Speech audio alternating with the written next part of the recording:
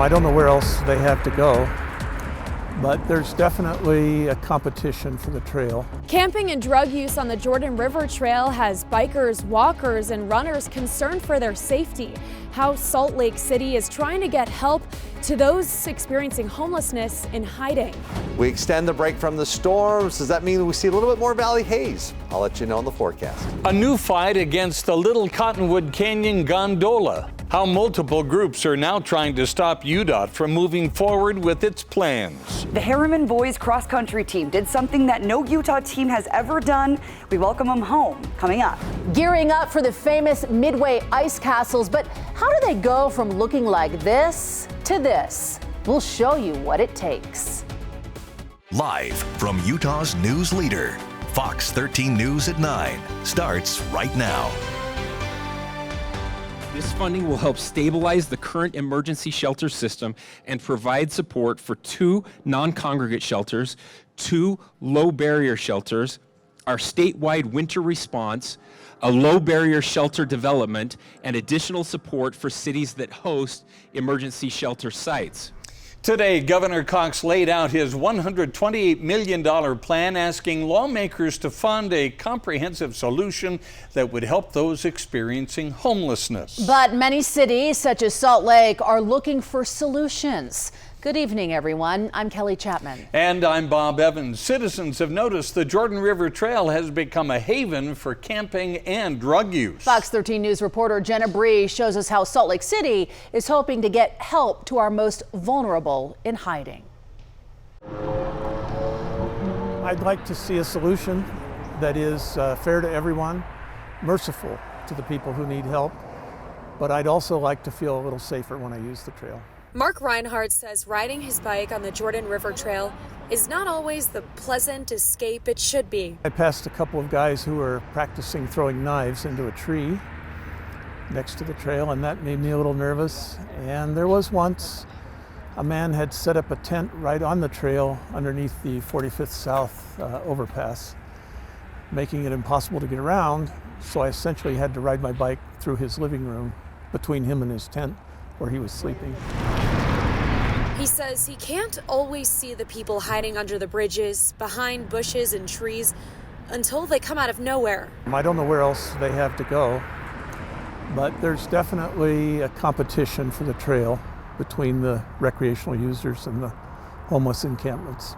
Salt Lake City's homeless engagement team has received complaints and is aware of the homelessness and drug use on the Jordan River Trail. With winter coming, they're hoping to get more people off the trail and into a warm bed. This is definitely a big area of concern. It's something that we focus a lot of attention on, both with our rapid intervention team, with cleanups from the county health department, and also with our outreach team. Michelle Hoon says the millions of dollars Governor Cox seeks to fund emergency shelter needs could make outreach more effective. The hardest thing with outreach and even with enforcement is having a place for people to go.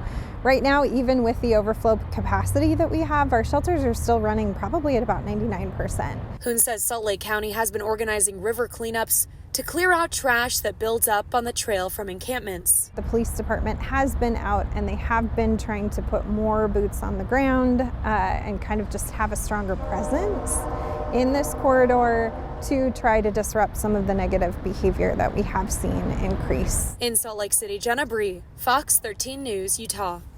Right now, the Utah Avalanche Center has rated much of the Wasatch Front in the high avalanche danger category. The Logan, Ogden, Salt Lake, and Provo areas all fall under that tier. The Utah Avalanche Center reported a total of 19 slides over the weekend. Skiers check the latest reports before heading to the backcountry at utahavalanchecenter.org. We had all that precipitation over the weekend and now warmer temperatures adding to the avalanche danger. Hi, Breck. Good evening. Yeah, we've been looking at this snowpack due to the storm that hit, where we picked up anywhere between 2 close to 5 feet of snow in some locations, where impressive amounts. In addition, the snow that came in, high water content, so it was wet, heavy snow. As I show you a photo that came up on our Facebook page, Twin Peaks, right on the border of Salt Lake and Utah County there, where, yeah, several feet of snow that fell there. As it's a beautiful shot. the end of the day where it was pretty spectacular throughout the afternoon, where we had plenty of sunshine. Started off cloudy, but temperatures quite a bit above average here, where they look at the official highs here across the state. Specifically in Logan, we got up to 49 degrees, low 50s. Ogden through Salt Lake City, finding afternoon temperatures about 10 degrees above average. 50s through Price, Delta, upper 50s in Milford. We did get up to the low 60s for your highs today in St. George. Still standing at 41 degrees at this hour in Salt Lake City, upper 30s in Provo. A little bit colder though towards west central Utah, where your current temperatures in the low to mid 30s. Yeah, we're going to be cooling off as we're clearing out skies, but in addition, we've been seeing air quality a little bit more clear and clean as we started the morning off green everywhere. Noticing some changes though, even over the past couple of hours, whereas we look in Cache County and even portions of Provo, we are starting to move a little bit where air quality is becoming a little bit more of an issue, moderate concern level, as it's turning a little bit more yellow towards Cache County and Utah County, where we know haze will be increasing as we look towards tomorrow because we have high pressure in place, keeping the storms away. Just a few high clouds here across northern Utah. So yeah, we need to keep this air mixed out. How long will we hang on to these warm temperatures, and when's our next storm? I'll answer that coming up in just a bit. Breck, thank you. 2 Millard County Sheriff's deputies have been placed on leave after being charged with obstructing justice in connection with a domestic violence case they worked on this past summer. Court documents indicate deputies Richard Warren and Taylor Frampton responded to a domestic dispute between multiple adults with complicated relationships. Deputy Frampton allegedly filed a report on the incident, but never submitted it to the district attorney's office. Deputy Warren was accused of having a relationship with one of the women involved in the domestic violence case and excused himself because of the conflict of interest. Investigators say they have proof Deputy Warren had given the woman a ride home in his patrol car while off duty, but failed to disclose that information, which is required by department policy. Both deputies' cases were investigated and are now being prosecuted by the Utah Attorney General's office. A group of individuals and nonprofit organizations have filed a lawsuit against UDOT over the decision to install a gondola in Little Cottonwood Canyon. Spearheaded by the nonprofit Canyon Guard Incorporated, they hope the suit creates a pause in the gondola planning and construction process so other options can be considered. UDOT tells Fox 13 News, quote, "We have not seen the details of the legal challenge and will review it when we have the information." The plaintiffs have a news conference planned for tomorrow at 3 p.m. in Salt Lake City, and Fox 13 News will be there. Tomorrow, there will be a first reading of a proposed ordinance that would revisit who can use a locker room in a recreation center in all of Salt Lake County. Salt Lake County Council member Dee Theodore's ordinance is entitled Discrimination Prohibited. Now, if passed, it would make it so locker rooms could only be used by people according to their biological sex, essentially barring transgender people from using these facilities. In a statement, Council member Theodore claimed that the current policy, quote, allows biological men to access women's locker rooms, leading to discomfort and vulnerability among patrons.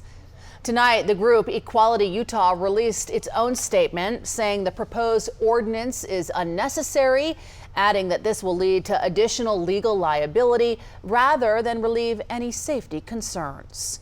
The first reading is taking place tomorrow at 12:30 inside Salt Lake County Council chambers. There will be a public comment period. Then voting will take place next week on December 12th to determine if it moves forward. Well, it was a big weekend for the boys on the Harriman High School cross-country team. They won a national title in Oregon, and today they got quite the homecoming. Rightfully so. This is a big deal. Fox 13 sports anchor Andrea Urban joins us a little early tonight to tell us and show us more. Andrea. Kelly, Bob, it was indeed a big accomplishment for the Mustangs. On Saturday, Harriman made history as the first Utah team ever to win first place at the Nike Cross Nationals in Portland, winning the title ahead of second place American Fork and 21 other teams. Now, this afternoon, Fox 13 News was there as the team got a hero's welcome from their classmates.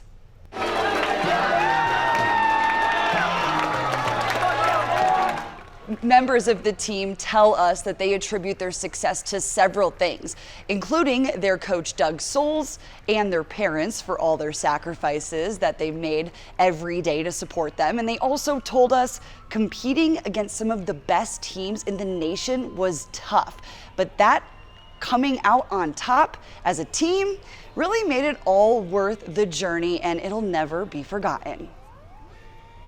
We're so happy, and we love each other, and we love our teammates and our coaches and just everyone that helped us get there. It's really just like a huge bonding experience and something that we can have for the rest of our lives. It's honestly a dream just to go there, let alone to win. It's just a surreal moment. That race was a really hard race with all the mud and water that was on the course. It was a tough one to push through, but once I thought about the stakes and what we were able to earn from it being a national championship, I realized that no matter what the pain is, I can push through it. Don't sleep on Harriman. We'll be good for a while. Hey, we're not sleeping on Harriman. Riverton High School's boys cross country team also placed in the top 10 at the Nike Cross Nationals, and JoJo Jordan, a senior at Olympus High, won the individual title over the weekend as well. Wow. Live in studio, Andrea Urban, Fox 13 Sports. I do think we have to start looking at longer-term solutions to where we're actually incentivizing people using less water. We're hearing from the Great Salt Lake Commissioner about a new report submitted to lawmakers recommending ways to save it. And tonight, Fox 13 News has a sneak peek on what's inside. I think we knew things were going to be hard coming back, and there definitely have been hard things, but we feel so grateful to be here. Plus, we'll check back with the Utah family living in Lahaina on Maui, how they're doing 4 months after the devastating wildfires. How this village drill in a backyard here in South Jordan and a local nonprofit is making a big difference all around the world. I'm Amy Nay, and I'll have more on how you can help coming up.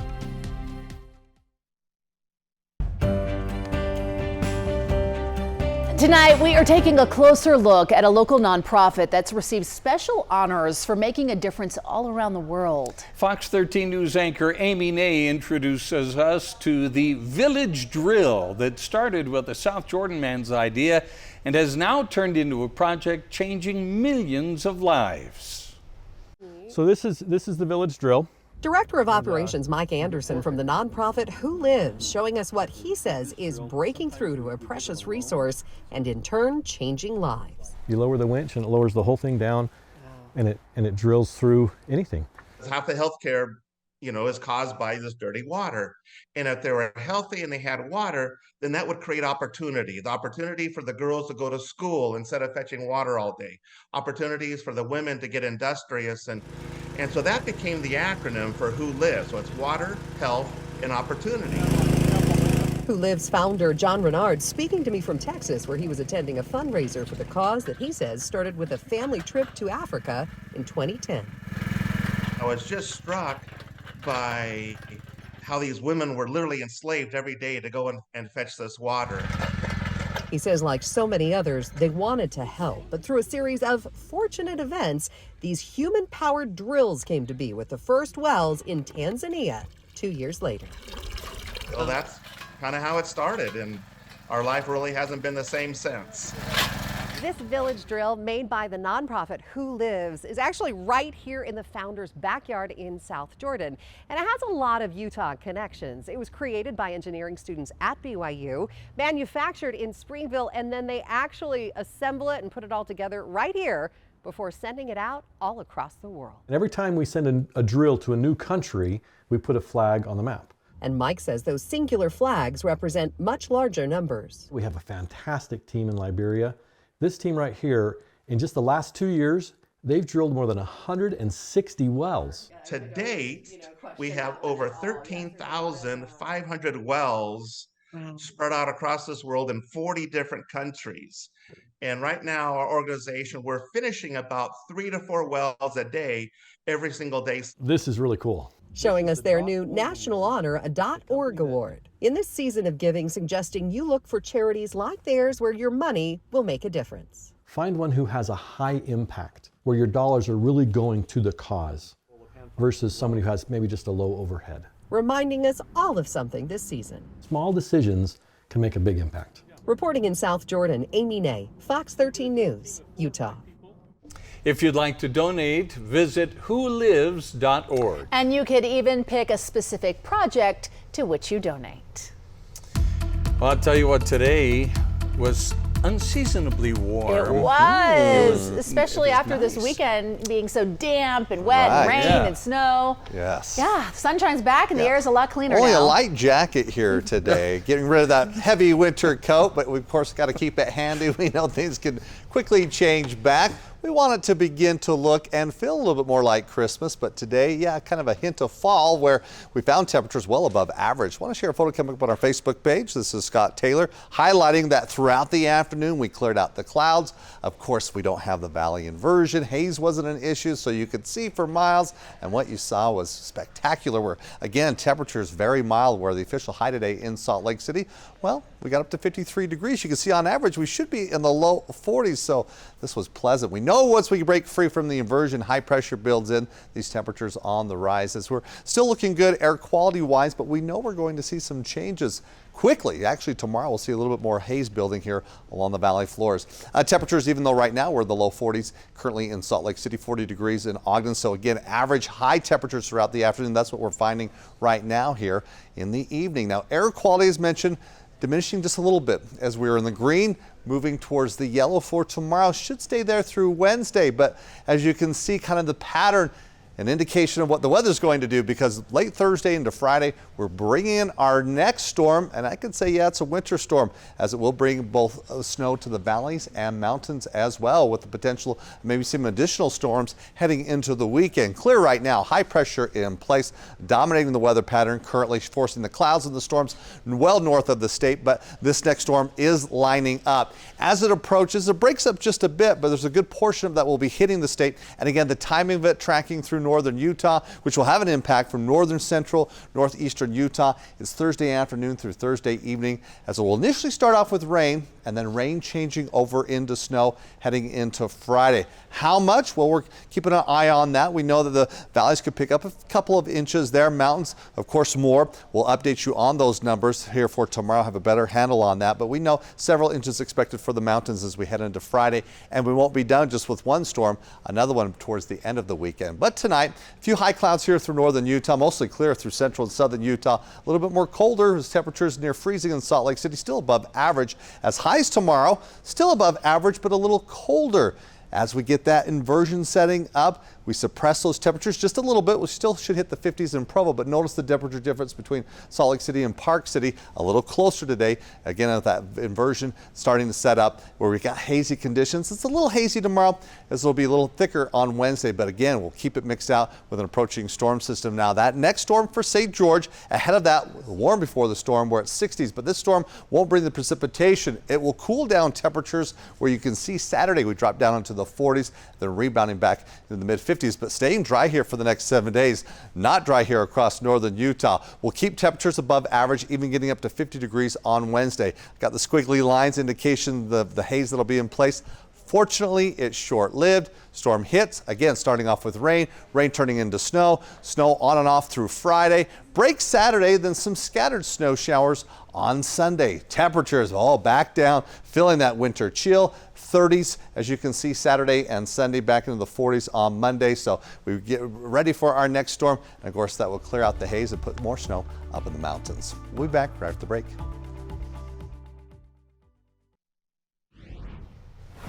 There is an amendment to the civil lawsuit filed by Gabby Petito's family. She was the young woman who was killed by her fiancé as they traveled across the U.S., including here in Utah. The Petito family alleges Brian Laundrie told his parents that Gabby was dead before he returned home to Florida. The new complaint was filed on November 30th. It alleges that Laundrie told his parents Gabby was, quote, gone, and he needed a lawyer. That same day, his parents spoke with Stephen Bertolino, the attorney who represented them, and made statements on their behalf during the search for Gabby, knowing she was dead. The lawsuit was also amended to include attorney Bertolino. The suspect in last week's Amber Alert in Idaho made his first court appearance today. 48-year-old Jeremy Best is charged with 2 counts of first-degree murder in the deaths of his wife, Callie Randall Best, and their unborn child. Now, their other child, 10-month-old Zeke, was also found dead near the area where Best was arrested. An autopsy will determine how the child died and whether the father will face more charges. Your first look at a major report on saving the Great Salt Lake.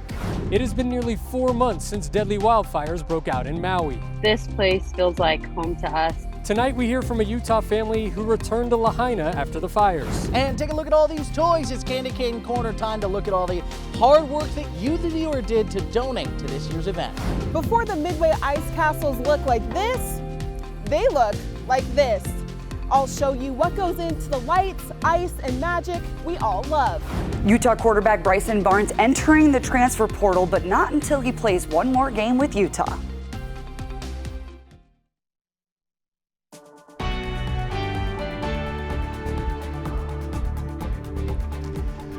A major report about saving the Great Salt Lake has been submitted to the governor and leaders of the Utah legislature. Fox 13 News political reporter Ben Winslow spoke to the author of the report about what he's recommending be done to help the lake.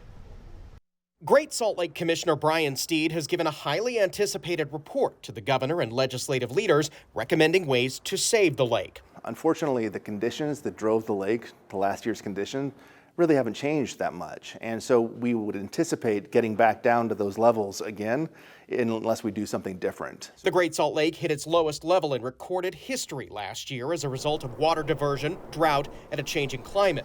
It presents an ecological threat to northern Utah with harms to health and wildlife, toxic dust storms, and reduced snowpack. Steed was appointed by political leaders to come up with ways to help the lake.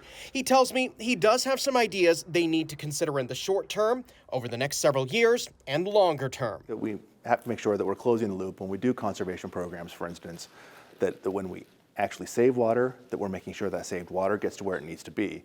So we're looking at additional incentives to make sure that farmers and ranchers, when they do save water through ag optimization, that we're able to put those to benefit the lake, as well as that same kind of transaction when it comes to municipal and industrial use. Steed also recommends the state more closely monitor biological conditions of the lake, including its salinity and wildlife, and consider a healthy range of lake level. He also recommends policymakers look at how we use water in growth and in agriculture.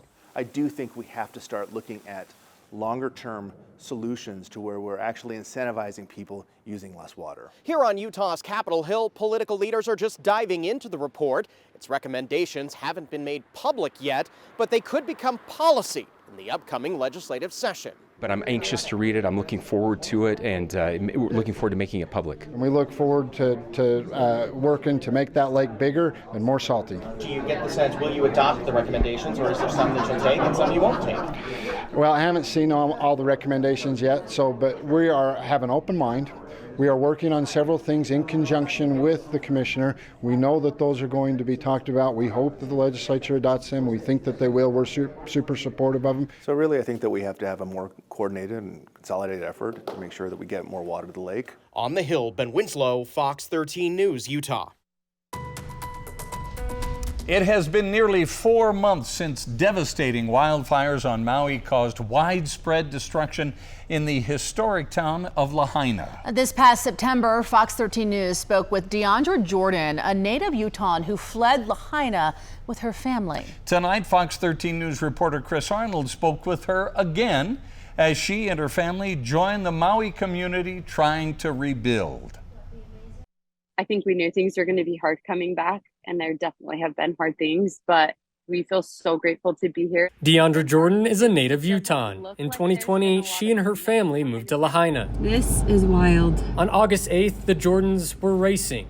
We are evacuating. To leave the place that is so near and dear to their heart as a fire ignited in Lahaina. Thankfully, we got out. It was 7 minutes before our home did catch on fire, and we were driving through the dark cloud of smoke, which is a really scary feeling, especially with all of our little kids and being 8 months pregnant. The Jordans spent the next 3 months in Utah, welcoming their fifth child, Coco, to their family. before deciding to return to Lahaina last month. We knew we needed to get back for that and just to rally with our community to all get through this hard time. I'm not sure how much people outside of the disaster understand, but this was an entire town and some of its surrounding neighborhoods, so over 2,200 buildings.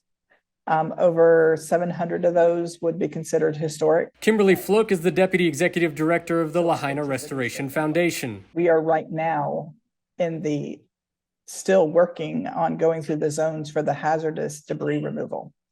So phase one, the human rescue and recovery is done. The idea of normalcy is usually at least 3 years out, but actual normalcy can be anywhere from 5 to 10. Flook telling Fox 13 News that FEMA has been incredibly present, saying they meet with them once a week. She says they're working with other agencies and emergency management to make sure they are doing everything possible on the road to recovery. And while that road ahead may seem long and a bit rough, we are about 10 minutes north of the burn zone. We found a different home to rent, so we're no longer in our last place. Those like Jordan say there's a lot of hope on the horizon. There's green things growing again. There's power lines up, like some stores are open. So it definitely feels hopeful, like we're moving in a good direction. Well, last month, Hawaii Governor Josh Green did extend the proclamation on wildfires with amendments to help survivors with both housing and recovery. That proclamation is slated to be in effect through January 5th of next year. In Salt Lake, Chris Arnold, Fox 13 News, Utah. Well, the relatively warm weather we're getting is bad news for the Midway ice castles. We'll show you what they look like right now. And it's the season of giving. We'll show you all the donations you made during our Candy Cane Corner gift drive.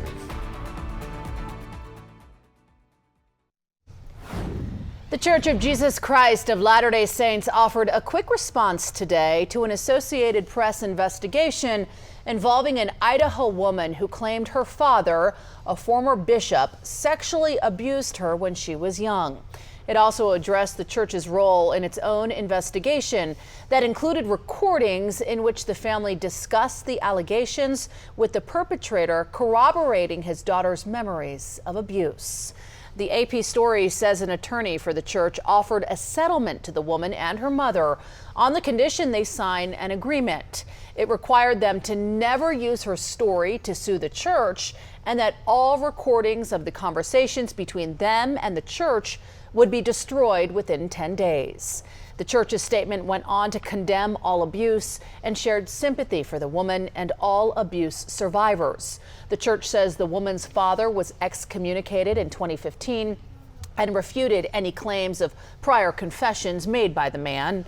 The church adds that in cases of clergy penitent privilege, only the perpetrator can release a bishop from his obligation of confidentiality, and the church had no role in influencing the prosecution in dismissing this criminal case in 2017. A federal appeals court in Washington, D.C. has rejected a request to reconsider a ruling that shut down the proposed Uinta Basin Railway in eastern Utah. The 7-county infrastructure coalition wanted the court to give it a second look. But today, the U.S. Court of Appeals for D.C. said no. The Uinta Basin Railway is controversial and would run from eastern Utah to Colorado. But a court ruled the Federal Surface Transportation Board did not consider environmental or community impacts on the proposed rail line. Today's decision means it's back to the drawing board for the railroad project. Well, this is the view that we want to see as we go from the mountains looking towards the valleys, where this is the scene after the storm, but a break from the storm means that we're going to see haze returning. How bad does it get? And when's our next storm? We'll answer that after the break. I'm Andrea Urban, and today's a day of updates from the University of Utah. A star player for the 11th ranked Utah women's basketball team is out for the season. I'll tell you who in sports. Plus, Bryson Barnes, QB1 this season for the Utes. He's going to play one more game, just one more game. I'll explain why. That's next in sports.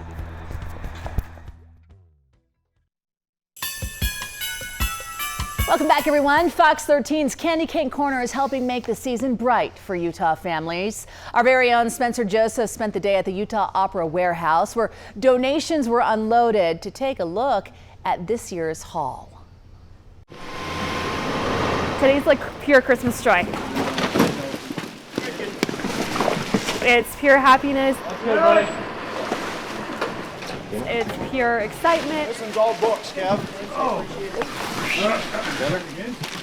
It's knowing that our community is here to support those that are the most vulnerable. Today was the day that Fox 13 and all of our partners got a look at the truckloads of things viewers donated to Candy Cane Corner. You know, I think it makes people feel good, and it should make them feel good. And when it was all put together, it was a sight to see. They're helping those that, you know, are down on their luck or needing some extra assistance this year. That's Carissa Guthrie with the Road Home. She's one of those that will now help take these items and package them for families in need. And the moment they unwrap those presents becomes very emotional. Screaming and hollering because people are so excited. And there's tons of toys for every girl and boy, things like skateboards, He-Man, and basketballs. Hot Wheels, Barbies, and more Barbies. But there's one thing they still need.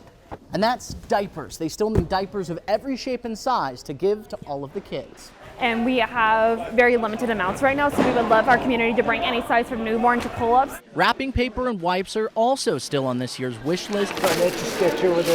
But whatever you donate, it's a great feeling to be involved. I think it's just a sense of fulfillment. I mean, we had a woman that her children were all grown, and she said, I got so much excitement just shopping for kids again. So consider it if you have a little extra to give back. It means more for those in need this holiday season. We look forward to our community supporting us, and even if it's just a $5 donation, you're contributing to making this holiday season better for someone. Spencer Joseph. And we appreciate every single one of those donations. Fox 13 News, Utah. Well, you can drop off donations at the Utah Symphony Utah Opera Rehearsal Hall. That's in Salt Lake City, and those donations will be taken through Friday. The address is 336 North, 400 West in Salt Lake City. And as Spencer mentioned, the most needed items right now are diapers, any size, wrapping paper, and also items for teenagers. They often get left out when people are doing, when organizations are getting, toy drives and asking for requests. So anything a teen would like, I'm sure they would love. If you can donate money as well, scan that QR code on your screen. It will take you to fox13now.com/candycane. You can also text Candy Cane to 50155 to make a digital donation. And thank you so much to everyone who's helped support Candy Cane Corner this year. Well, construction is underway on the ice castles at Soldier Hollow. Crews are preparing for a design filled with the magical elements families love, with some new additions sprinkled in. But the process is tedious. Fox 13 News reporter Darian DeBrule shows us. When Ice Castle's founder, Brent Christensen, moved from California to the greatest snow on Earth over a decade ago, he knew he had to have some fun with it. We were making snow forts and ice rinks, and one year I used spraying water onto a structure, and that kind of led to what we're doing now. Brent's at-home snow forts turned into ice castles that can stand up to 20 feet tall. But a project this size requires months of preparation. August, September, we start bringing in our equipment, our storage units, our shop, and then we wait for the cold weather. Talented ice sculptors. He has these special chisels that he uses that are like incredibly sharp. If you just barely brush your finger against it, you'll get like a massive gash. And about 20 ice builders like Sam Royal that grow, harvest, and hand place the icicles. I love just getting in the walls and building. It's a really great experience just to kind of just be out in the elements. We also use chainsaws to kind of carve out larger cavernous areas. And then ice picks to break stuff out. The ice designs take hours and hours to make, but when it gets a little warmer like it's expected to this week, the ice starts to melt and they have to start the process all over again. This coming weekend, hopefully, we'll start growing the castles again, and then we'll just see how the weather holds. If it stays cold, we just keep growing, and then we need about 4 weeks of solid cold weather. As the icicles build, we're adding some elements of snow and some igloos and some other things. So does Brent and Sam's excitement about the lights, ice, and magic people will experience this year. I think it's going to be really a fun castle to explore this year. It takes a lot of work to bring all this stuff together, and just seeing people enjoying it is what really makes it all worthwhile. In Midway, Darian DeBrule, Fox 13 News, Utah. The ice castles are targeted to open in January. Tickets are on sale now. To find out how to get them, go to our website, fox13now.com. Breck. Well, Bob, Kelly, tough to make those ice castles today here across northern Utah. With these warm temperatures, the official high today, as we look in Midway, Heber, it got up to 48 degrees with the current temperature at 32 degrees right now. So in the overnight hours, yeah, it's cold enough that we could allow for the building of those ice castles. But during the daytime hours, the work that we get in the overnight, it depletes there, as this will be the situation up until our next storm system that we need to talk about. But it is mild. It is the warm before our next storm. And it's warm because we don't have the concern of the inversion right now, trapping in that cold air. That begins to change over the next couple of days, but currently it's mild out there in Salt Lake City with your temperature at 41 degrees. That's typically the afternoon high that we experience here as we look for the first week of December. Air quality has been good. Tomorrow, it's yellow, moderate concern level, moving through Wednesday as well. Good news is that we're not going to have an extended period of time in between storms. We had the weekend storm with some clouds here this morning. Looks like our next targeted storm moving in Thursday afternoon, thus washing your car. You can see Thursday afternoon. I'm going to start throwing in a question mark. Thursday night, the showers do hit. Friday, it's a no-go. It's all in red. Yeah, we're going to be dirtying up that car with our next storm that'll be tracking through by the end of the week. Right now, though, high pressure is in place. No concerns with any storms. It's just a few high clouds moving through northern Utah. This high pressure will be in place for the next couple of days, but we start breaking down this high pressure with that approaching next storm. It's moving towards the Pacific Northwest right now. As we take a look at our computer models, moving through tomorrow afternoon, we keep it at bay. A lot of shower activity, and as it's approaching from Seattle through Portland, heavy showers there, mountain snow there as we look at the Cascades. Those showers start to impact northern California and start moving towards the state heading into Wednesday. It starts lining up where, again, the timing of the storm looks like it's right on our doorstep as we head into Thursday morning. Kind of a mixture of some rain and snow. Now, as it hits northern Utah Thursday afternoon, a brief period of time where we see kind of a rain-snow mix, and then look what happens when we hit into Friday. Snow hitting, that colder air funneling in. It's mainly snow here across northern central, eastern Utah, southwest Wyoming, extreme southern Utah. Looks like you avoid the showers, but we get ready for that next storm. And it looks to be, yes, valley snow, mountain snow, a few inches in the valleys, several inches in the mountains. Of course, we'll keep you updated as we get closer towards that storm. Tomorrow, though, again, it's a clear start. Starting to notice the haze a little bit thicker, though, tomorrow, which will allow temperatures to be a little bit colder. Still above average, upper 40s expected in Salt Lake City to 50s in Provo. Where we don't have the inversion, looks like temperatures quite pleasant, mid to upper 50s, where we look at 63 degrees for the high expected for St. George come tomorrow. Then it's mid 60s on Wednesday. As I said, the next storm brings clouds and cooler temperatures, but not the rain for St. George. Looks like it'll stay dry for the next 7 days. Northern Utah, that storm hitting on Thursday. Haze building in until then. We start off with rain, then rain changing into snow, and then more snow expected for the weekend. There's the cold air. There's where it'll feel more like winter, but for the next couple of days, feeling a little bit more like fall. The Utah women's basketball team ranks 11th in the country and beat BYU by 19 points on Saturday. Junior guard Gianna Neepkins is a major contributor to the success of this team. Today, it was confirmed that Gianna is out with a season-ending injury that she suffered against the Cougars this weekend. Head coach Lynn Roberts said that Gianna broke bones in her foot. She met with a foot and ankle specialist today and plans to have surgery as soon as possible. Coach also said it was a fluke of an injury. She was going to do a step back, her body went forward, and her right foot stayed. The silver lining is that Gianna will be eligible to play next year, giving her 2 more years with the Utes. You know, if there's a kid that lives, breathes, and sleeps basketball, it's her. But, you know, this is part of life. Life can stink sometimes. She's out for the year, which is a blow to our program and something that we've all, you know, taken the last 36 hours to kind of digest. But, you know, that's why we've been talking about our depth, and I believe in this team. I mean, everybody's got to give a little more, right? And in their own different ways. We've got enough talent in the room to still achieve our goals. It's just, you know, adversity hits and you either adapt and change or you run away from it, and we're not running away from anything. They're not running away. In other news, up on the hill, Bryson Barnes, the Pig Farmer quarterback who gave his absolute all to the Utah football program, is entering the transfer portal after the bowl game. Yes, you heard that correctly.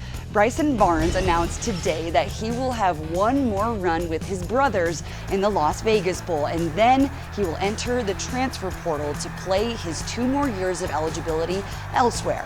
Barnes threw for over 1,500 yards and 12 touchdowns this season for the Utes, leading the team to some big wins over Florida and USC on the road. How about a little Monday Night Football in the NFL? Bengals at the Jaguars. Jacksonville strikes first. Trevor Lawrence, the pitch to Travis Etienne, and he's over the line. And then Cincinnati answers. Joe Mixon looks like he's tackled, but his knees were not down, so you can count the touchdown. Back and forth is exactly how this one went. Check out Evan Ingram with the diving TD, his 4th of the year. Let's go all the way to the 4th quarter, where the Bengals managed to score one more time. It's a tie game, so we head into overtime. It all ends on a 31-yard field goal. Bengals win it 34-31 in overtime. Wow. Yeah, we're just going to send all the good to Gianna while she heals and figures all of that out, because so tough. Just when random injuries Right at the end of the season. Yeah, right Or at the the beginning, start of the beginning, season. I'm sorry. Yeah, but it's good because now she's eligible to come back next year. You have a 9-game stretch of when you could do the injury eligibility, Okay. and she falls in that. So Thanks, Andrea. Yeah, Let of us know what she decides to do. Of course. We'll be right back.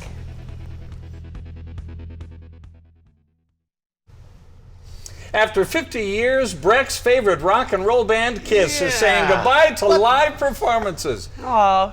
But the band is not completely calling it quits. Kiss will now perform as larger-than-life digital avatars. Oh, wow. Performing before audiences at a venue. The avatars will allow Kiss to perform in different cities all at the same time, and make them the very first U.S. band to perform virtually. AI, you never grew out of being a rock star. There you go. There you go. Quick Cast is next.